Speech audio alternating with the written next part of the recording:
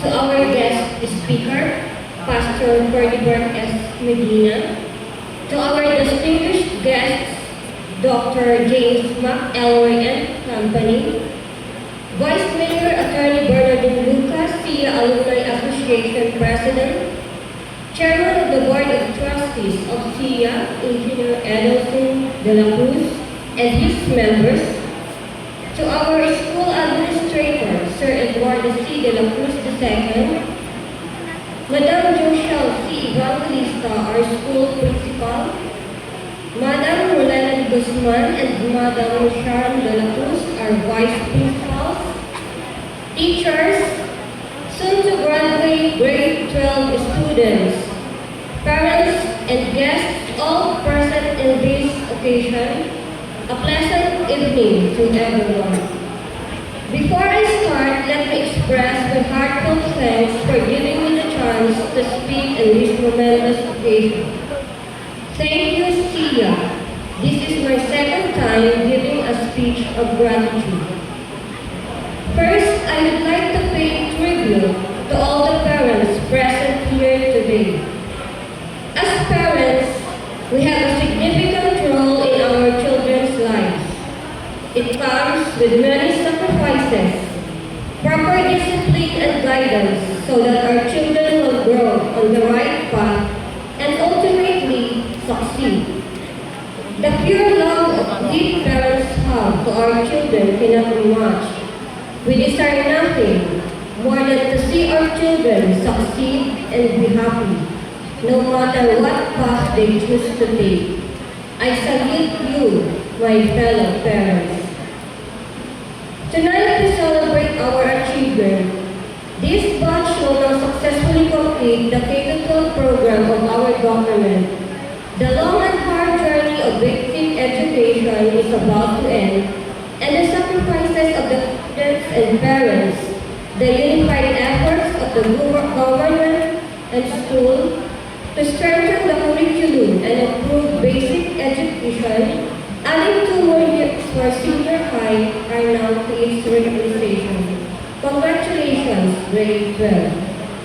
On behalf of the parents of grade 12, batch 2026, I would like to express my sincerest gratitude to all those who took part in the success and accomplishment.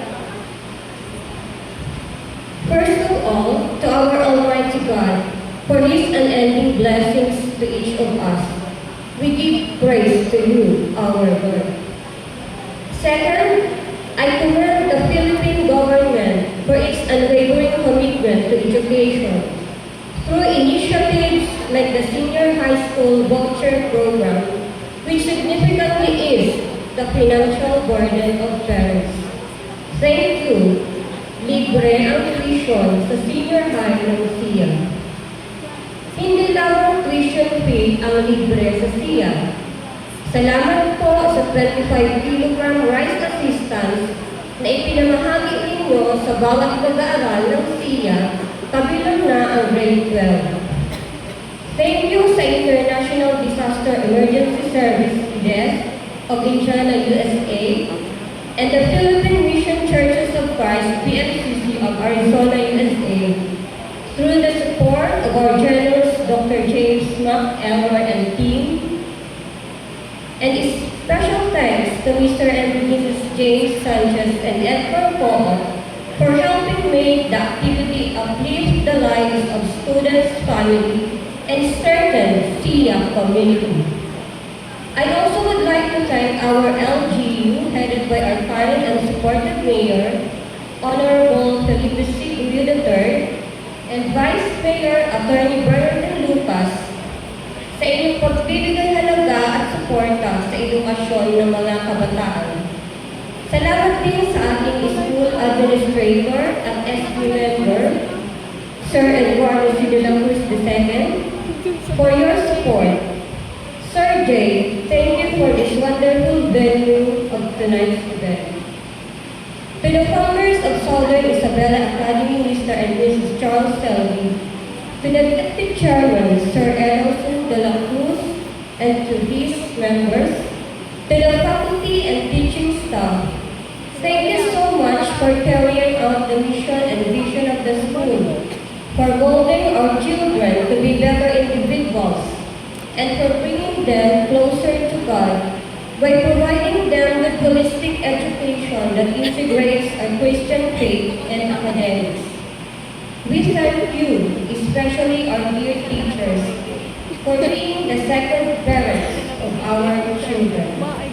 We pray for SIA to continue to shine and produce more Christ-committed and globally competitive graduates. To my fellow parents, we are one. With our unyielding love and support, with our pure and sincere sacrifices, together we journey behind our children. Thank you for the presence of each of us. To the graduating students, go for your dreams. Patuloy kayong magsikap at mag-persevere. Be disciplined and be humble. Sa bawat karanasan ay may mga aral kayong natututunan at ang anumang kabiguan ay bahagi sa pag-abot ng tagumpay. Huwag na huwag kayo susuko. Remember to live with your school's mission. Be a leader with competence and Christian character. At balang araw, anumang tagumpay ang inyong makakamit, huwag na huwag ninyong kakalimutan ang magpasalamat sa ating Panginoon at sa mga taong naging bahagi ng inyong tagumpay.